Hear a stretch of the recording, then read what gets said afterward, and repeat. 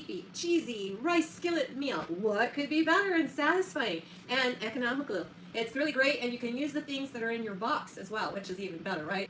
The ultimate way to use up ground beef, or if you have the canned beef, that works super too.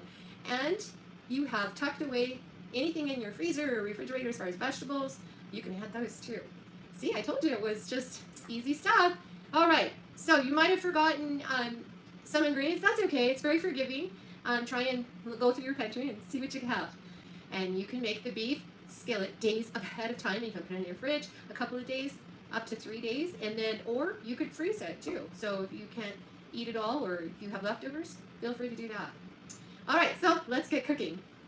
We're going to have 1 cup of rice today because I'm going to half the recipe, but I've got a half a pound of ground beef because I didn't have any of the beef in a can, but you can do either, and they work out really, really well. I'm going to put my heat on to a medium heat, and if you need to, turn it up a little bit. That's okay. All right, get that started. And then you're going to take your spatula or your pancake turner, whichever you call it when you were growing up. As a pancake turner when I was growing up. I get this beef chopped up a little bit. It's easier to cook if you do it that way. It just seems to cook faster.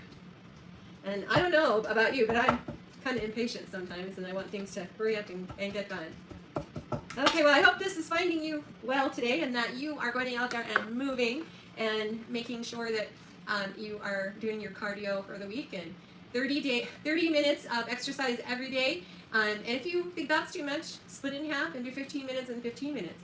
And remember, you can use a chair to stabilize yourself and make sure that you're safe. Always top priority is that you're safe. Okay, so we have 1 cup of rice going to go into this, and then we're going to add some tomatoes. Now, I didn't have a can of tomatoes. You probably do in your pantry, but I am currently going through refurbishing, so it was crazy trying to find something. But I did have some tomatoes in the fridge, so I just cooked those down a little bit, and so now I've got some beautiful tomatoes for my recipe, and you can do the same. All right, so this is starting to cook up a little bit, and it smells great. Now, I'm going to use some beef broth today, but I think it adds more flavor to the rice and the dish itself, but you can do what you want. If you don't have beef broth, add the water instead. Or if you have a little bit of chicken, that would work too. You know, when we were growing up, my mom used to just use whatever we had on hand.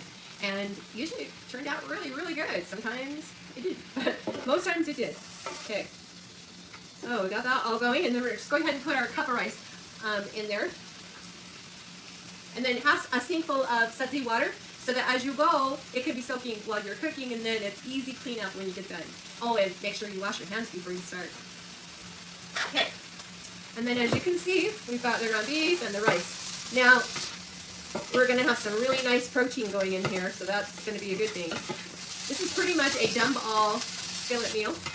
And you could do this in a slow cooker if you wanted. You would just have to do your rice maybe ahead of time, but maybe not, because if you just put your raw rice in there and then put extra fluid, it would work. Or you could just do the cooked rice. Yeah, either way. Like I said, easy. All right, so we got that going, and then we're going to go ahead and add our tomatoes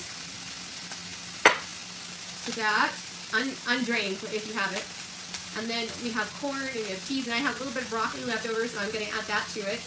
And then guess what? Seasonings are so expensive, don't you think? So if you have a taco package that you have around the house, or they're very inexpensive, they're maybe $1 or something a package, and if you get them on sale, less than that.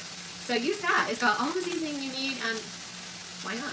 I have my broth, and we're going to do 1 can, which is a 15-ounce can, or around, a cup and a half. Okay.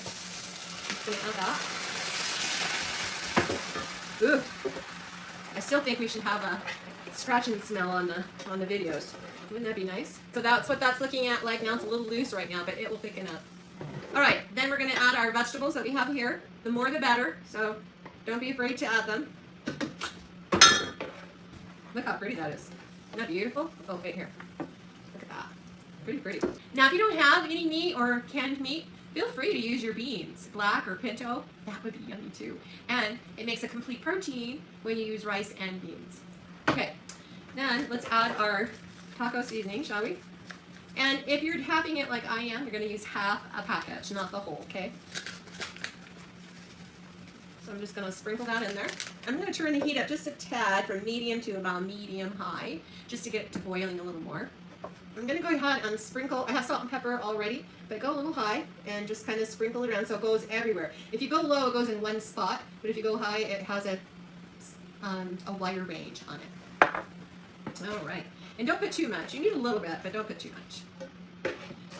And then I'm going to add some onions that I had. We're just going to put those in. I like onions. So, and garlic if you want. That would be yummy too. Or some garlic powder or some onion powder.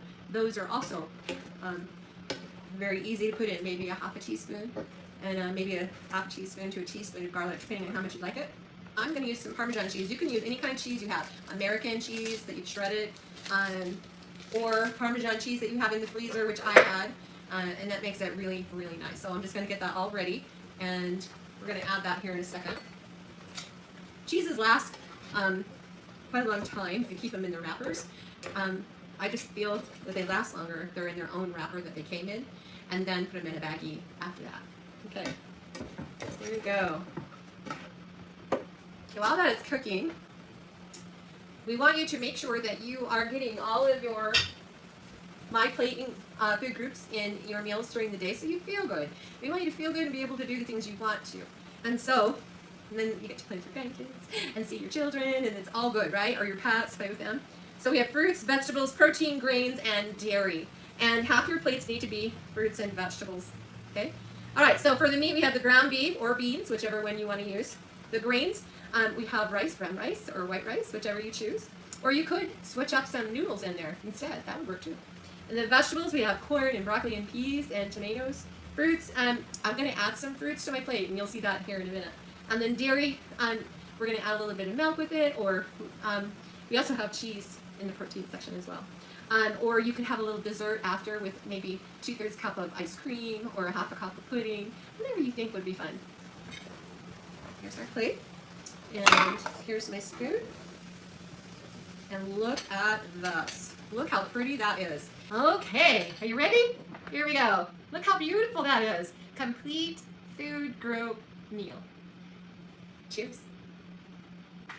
And should we try this?